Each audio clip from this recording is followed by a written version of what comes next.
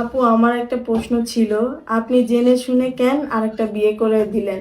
তো আমি তখন বুঝি নাই বিধায় বিয়েটা দিছিলাম, যে আমার যে জীবনটা এরকম হবে আমি কখনো ভাবি নাই। নিজের পায়ে নিজে কোড়াল দিছি।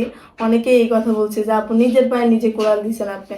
আসলেই দিছি বাস্তবে, তখন বুঝি নাই বিধায় এইরকম অবস্থা আমার আজকে হয়েছে।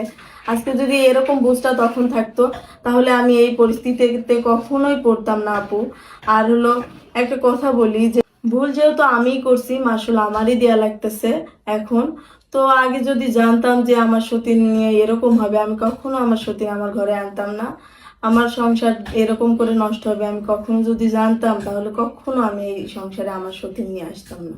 আমি নিজে থেকে নিজে অনেক বিরক্ত হয়ে গেছি। প্লাস হলো, বাচ্চাকে এরকম অবহেলা দেখতে আমি সহ্য করতে পারি নাই। প্লাস আমারও অবহেলা আমি নিজেকে শুধু, কারণ শুরু থেকে 6 বছর 5 বছর ধরে সংসার করছি, অনেক ভালোবাসছে। প্লাস ভালোবাসছে দেখেই কিন্তু সতীন নিয়ে আসছি।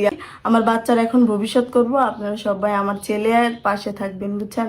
কারণ এই সময় আর কেউ আমার পাশে নাই, আমার ফ্যামিলিও নাই, কেউ নাই, আমার সতীনও নাই। আর ওরা তো বলতেছে যাইতে, কিন্তু যাব না। কারণ এই আপনাদের সাথে তো শেয়ার করে ফেললাম এগুলা, এখন জানি না ওরা কি করবে আমাকে নিয়ে। আর আমি এই যে অনেকেই বলেন যে হলো, সতীনকে কেন নিয়ে আসছিলেন আপনার, সতীনকে কেন নিয়ে আস, তখন আমার হাজবেন্ড আমাকে অনেক ভালোবাসছে বলেই আমি সতীন নিয়ে আসছি। কারণ জানি যে আমার আমার সতীন আসলে আমাকে আমার হাজবেন্ড ভালোবাসবে। কিন্তু জানি না যে এইভাবে অবহেলা করবে। এইভাবে অবহেলার কারণে এই দশা হয়েছে আমার আজকে। আজকে আপনারা পাশে থাকবেন, আমার ছেলের পাশে থাকবেন, আমার পাশে থাকবেন।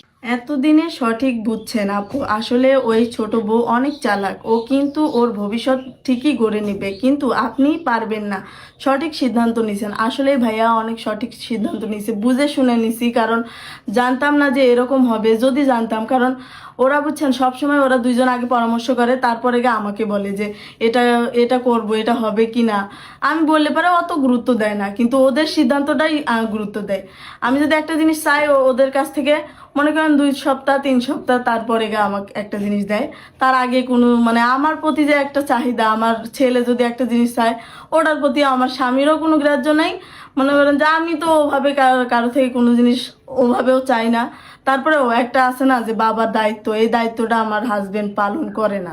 নিজের ভবিষ্যৎ নিজে করো, বাচ্চাকে তো বড় করা লাগবে। আসলে বাচ্চাকে বড় করা লাগবে, এর জন্যই চলে আসছি সংসার থেকে। কারণ ওখানে বাচ্চা ঠিক মতো বড় হইতো না, আর অনেক অবহেলায় থাকতো। কারণ আমি ছোটবেলা থেকে অবহেলা থেকেই মানুষ হয়েছি।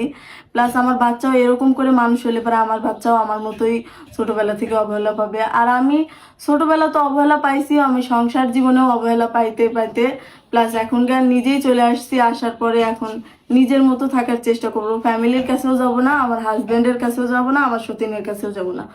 আর সবাই আমাদের পাশে থাকবেন, আমার বাচ্চা, যাতে আমাদের ভবিষ্যৎ আমরা সুন্দর করতে পারি। আপনাদের সাহায্য আমার বেশি জরুরি, বুঝছেন?